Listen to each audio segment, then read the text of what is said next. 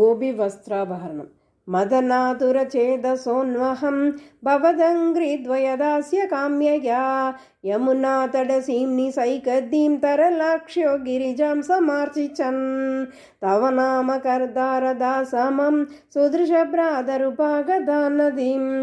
उपहारशतैरपूजयन् दहितो नन्दसुतो भवेदिति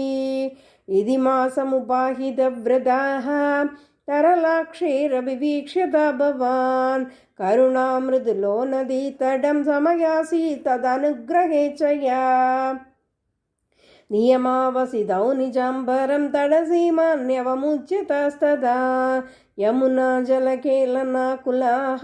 पुरतस्त्वाम् अवलोक्य लज्जिताः कृपया नमितानना स्वतो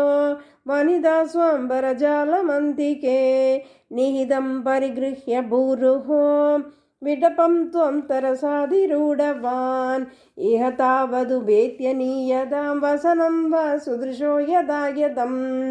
इति नर्ममृदुस्मिते त्वयि ब्रुवदिव्यामुमुहे वधूजनैः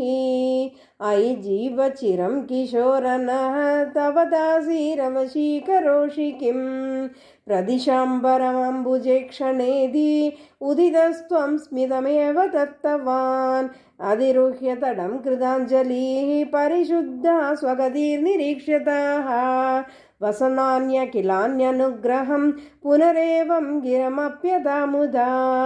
विदितं ननु वो मनीषितं वदितरस्त्विह योग्यमुत्तरं यमुना पुलिने स चन्द्रिकाः क्षणदायित्यबलास्त्वम् ऊचिवान् उपकर्ण्य भवन्मुगच्युतं